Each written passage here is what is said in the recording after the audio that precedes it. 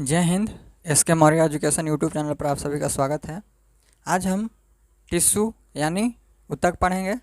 ऊतक क्या है, ऊतक कितने प्रकार के होते हैं, ऊतक के अंदर में क्या क्या आता है, उसके बारे में डिटेल से जानेंगे। अगर आप इस चैनल पर नए हैं तो इस चैनल को सब्सक्राइब जरूर कर लें ताकि इस तरह की वीडियो आपको मिलता रहे। वीडियो आपको अगर ठीक लगता है तो वीडियो को लाइक शेयर एंड सब्सक्राइब जरूर करें। वीडियो को देखने के बाद आप कमेंट करके ज़रूर बताएं आपको वीडियो कैसा लगा। तो चलिए स्टार्ट करते हैं कि आज हम पढ़ेंगे टिश्यू। टिश्यू यानी ऊतक। ऊतक क्या है? तो ऊतक है समान कोशिकाओं के समूह जो होता है वो ऊतक कहलाता है। समान कोशिका के समूह को ऊतक कहते हैं।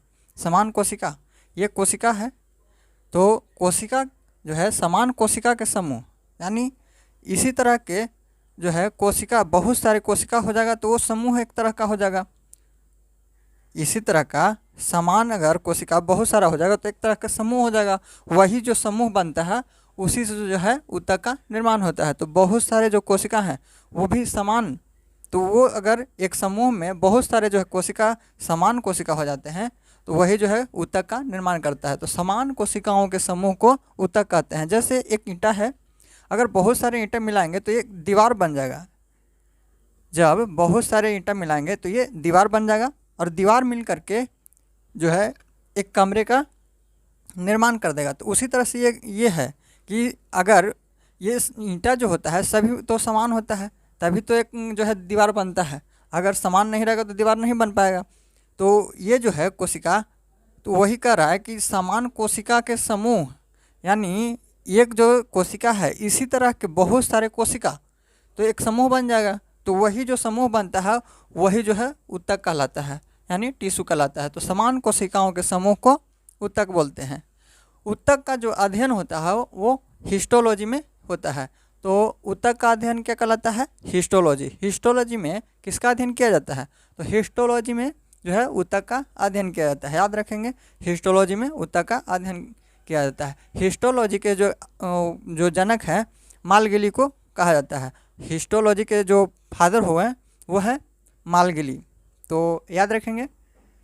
तो ये हो गया टिश्यू। टिश्यू जो है 4 प्रकार का होता है। टिश्यू 4 प्रकार का होता है।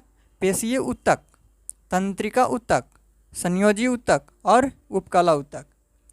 पेशीय ऊतक यानी मसल्स टिश्यू, पेशीय ऊतक यानी मसल्स टिश्यू, तंत्रिका ऊतक नर्वस टिश्यू या न्यूरॉन टिश्यू, संयोजी ऊतक कनेक्टिंग टिश्यू, संयोजी ऊतक कनेक्टिंग टिश्यू और उपकला ऊतक या फिर इसी को एडिपोज ऊतक भी कहते हैं।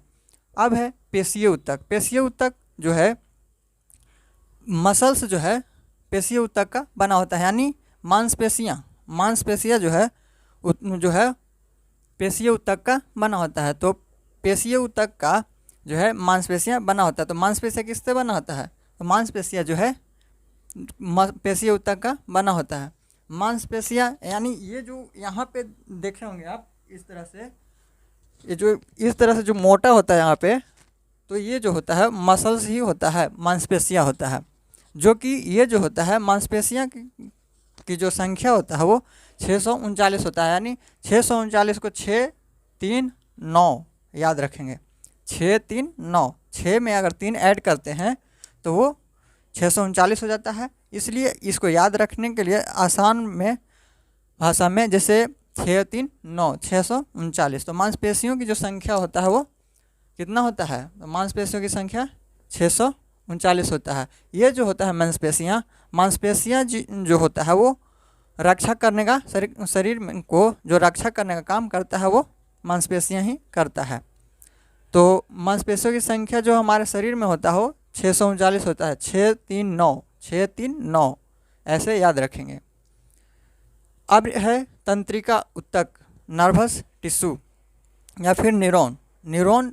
ये जो तंत्रिका ऊतक है, हम लोग का जो ब्रेन होता है वो तंत्रिका ऊतक का बना होता है। तो ब्रेन किसका बना होता है? ब्रेन जो है तंत्रिका ऊतक का बना होता है। याद रखेंगे, ये जो है सूचनाओं को आदान प्रदान करने का काम करता है। ब्रेन जो है सूचनाओं को आदान प्रदान करने का काम करता है। तो तंत्रिका ऊतक में जो ब्रेन है वो तंत्रिका ऊतक का बना होता है जो सूचनाओं का आदान प्रदान करता है। ये हो गया तंत्रिका ऊतक। अब है संयोजी ऊतक यानी कनेक्टिंग टिश्यू। तो कनेक्टिंग टिश्यू में जो होता है वो ब्लड आता है, ब्लड उसके साथ लिम्फ होता है। हड्डी में या यानी अस्थि में जो ब्लड होता है, ब्लड जो बनता है वो अस्थि के जो है हड्डी के अंदर बनता है, जिसे जो है बोन मैरो या फिर अस्थि मज्जा कहते हैं। तो ब्लड का निर्माण कहाँ होता है? अस्थि मज्जा यानी बोन मैरो में होता है। उसी में जो है तो ये जो कनेक्टिंग टिश्यू है यानी संयोजी ऊतक, तो संयोजी ऊतक यानी शरीर के विभिन्न अंगों को जोड़ने का काम कौन करता है? तो कनेक्टिंग टिश्यू हो गया। तो शरीर के विभिन्न अंगों को आपस में जोड़ने का काम कौन करता है? Connecting tissue. और जो है कौन जोड़ता है? शरीर के विभिन्न अंगों को आपस में कौन जोड़ता है? तो उसमें हो गया ब्लड हो गया, लिम्फ हो गया और बोन हो गया। तो ब्लड जो है, उसके बाद लिम्फ हो गया, लसिका, लसिका उसी को बोलते हैं लिम्फ को, जो ब्लड के अंदर में होता है। और बोन, बोन हो गया यानी अस्थि। और एक होता है कार्टिलेज। देखिए हड्डी जो होता है अस्थि, ये जो है मोटा वाला होता है, एक कमज़ोर होता है और एक होता है बोन जो होता है वो, बोन यानी अस्थि जो होता है एक कमज़ोर होता है और एक मजबूत होता है। तो कमज़ोर हड्डी जो होता है उसको बोलते हैं कार्टिलेज यानी उपास्थि। कमज़ोर हड्डी को उपास्थि या फिर कार्टिलेज बोलते हैं। जबकि जो ये मजबूत हड्डी जो होता है, मजबूत हड्डी को बोलते हैं अस्थि बोलते हैं। देखे होंगे आप जब भी चिकन खाते होंगे तो जॉइंट जहाँ पे होता है, हड्डी का जॉइंट जहाँ से मूवमेंट करता है इस तरह से, ये जो है जॉइंट है यहाँ पे, तो यहाँ पे जो होता है वो उपास्थि होता है जॉइंट पे, ताकि जो है वहाँ पे वो जो है मूव कर सके आसानी से, क्योंकि ये जो उपास्थि होता है वो मुलायम होता है। अगर चिकन खाते होंगे तो वहाँ पे देखिएगा जो लेग पीस होता है इस तरह से जो होता है ऐसे हड्डी में होता है, जो जॉइंट जहाँ पे होता है इस तरह से जो है यहाँ पे उजले टाइप का जो है यहाँ पे रहता है, वो मुलायम हड्डी होता है। जैसे आप खाते होंगे इसको तो ये जो होता है वो हड्डी मजबूत होता है, ये जो है नहीं टूटता है। और ये जो होता है यहाँ पे जो जॉइंट जहाँ से रहता है तो वो जो होता है वो उपास्थि होता है यानी कार्टिलेज होता है, ये मुलायम होता है। आप खाने के बाद कुरकुर का आवाज़ आता है, वो आसानी से जो है टूट जाता है। तो ये जो है उपास्थि हो गया। और इधर का जो है दोनों जो जॉइंट पर जो होता है वो उपास्थि होता है, और बीच में जो होता है मोटा ये जो है अस्थि होता है। तो याद रखेंगे।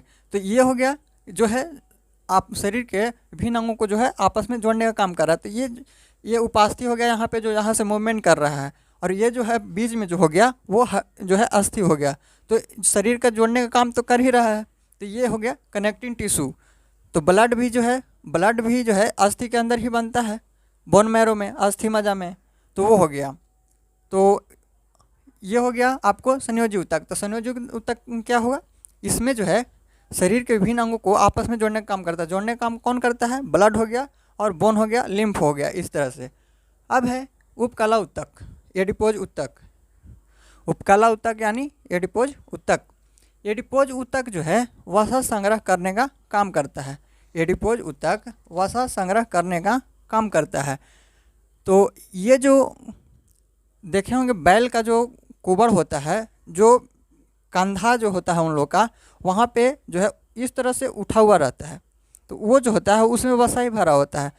वसा जब जो होता है, मान ये जो हथेली है इसमें भी वसा ही भरा हुआ है, हथेली में वसा भरा, क्योंकि देखिए वसा जब भी होता है कहीं पे भी तो उस पर अगर मारते हैं तो चोट कम लगता है।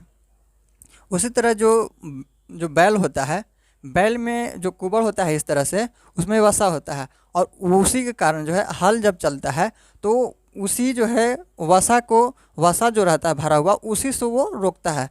अगर वहाँ पे अस्थि रहता है यानी हड्डी रहता है इस तरह से, तो हड्डी रहता तो वो जो है दर्द करने लगता। और यही जो है यहाँ पे ये जो हड्डी है, हड्डी जो है इस तरह से रहता, तो ये जो है यहाँ पे अगर मारते हैं किसी को हड्डी पर तो ज़्यादा चोट लगता है। आप अपने आप से खुद से जो है चेक करके ज़रूर देखिएगा, जहाँ पे अगर मांस ज़्यादा रहता है वहाँ पे अगर मारते हैं आपको चोट के एहसास कम होता है। जबकि जहाँ पे हड्डी रहता है अगर आप इस तरह से यहाँ पे मारेंगे तो यहाँ पे आपको ज़्यादा चोट लगेगा। तो वो जो होता है जो वसा संग्रह करने का काम कौन करता है? उपकला ऊतक। और वसा संग्रह होने से जो है वो चोट लगने से भी बचाता है। और वो जो है उससे जिसमें वसा रहता है उसमें ठंड भी कम लगता है। आप उदाहरण में देख सकते हैं, जैसे लड़की लोग जो होता है वो उन लोग का जो है नेचुरली जो होता है वो उन लोग का वसा जो है, जो लड़का होता है उससे जो है उन लोग में ज़्यादा होता है वसा। तो उन लोग में जो लड़का की अपेक्षा जो होता है वसा उन लोग में ज़्यादा होता है। तो ऐसे देखे होंगे उन लोग को, अगर कहीं भी जाते हैं तो ठंडा के दिन में लड़का लोग को ठंडा लगता है और वो उन लोग जो है ऐसे ही जो है चलते रहते हैं। तो उन लोग में मतलब कि जो नेचुरली होता है जो उसमें जो है वसा ज़्यादा होता है। उन लोग का ठंडा जो है पुरुषों के की तुलना में जो है कम लगता है, ठंडा लगता है, लेकिन वसा मतलब कि ज़्यादा होने के कारण उन लोग में जो है ठंडा कम लगता है। तो ये होता है वसा जो है ठंडा को रोकता भी है, चोट से बचाता भी है। और ये जो होता है ऊतकों के बीच में जो खाली स्थान होता है वसा उसको भरने का काम करता है। तो जैसे आप देखे होंगे कि बूढ़ा जो हो जाते हैं उसमें झुर्रिया टाइप के पड़ जाता है। जैसे जो चमड़ा जो होता है वो एक जगह पे जो है मुरझाने टाइप के जो है जमा हो जाता है, जो है स्किन जो उसका होता है वो चिकना नहीं दिखता है। तो वो किसके कारण दिखता है उस तरह से, तो उसमें जो है वसा की कमी हो जाता है। बूढ़े में जो है वसा की कमी हो जाता है, जिससे उसका जो है चेहरा में झुर्री पड़ने लगता है, जो है जमा होने लगता है, स्किन जो है जमा होने लगता है। वो जो है उपकला ऊतक में वसा का जो संग्रह होता है वो कम होने लगता है, जिसके कारण तो वसा जो है स्किन को बराबर रखता है, फुला करके रखता है, जिससे जो है और जो है चोट भी कम लगते हैं और ठंडा भी कम लगता है। तो ये है, जैसे ये कुबड़ में हो गया वसा रहता है। ऊँट के जो उठे हुए भाग रहते हैं वो भी जो है वसा ही उसमें भरा होता है। तो ये था आपका टिश्यू ऊतक। उम्मीद है कि आपको ये अच्छे से समझ में आ गया होगा। अगर आपको वीडियो अच्छा लगता है तो वीडियो को लाइक शेयर एंड सब्सक्राइब जरूर करें। वीडियो के देखने के बाद आप कमेंट करके ज़रूर बताएं आपको वीडियो कैसा लगा। तो ठीक है, फिर मिलेंगे नेक्स्ट वीडियो में। थैंक यू, जय हिंद।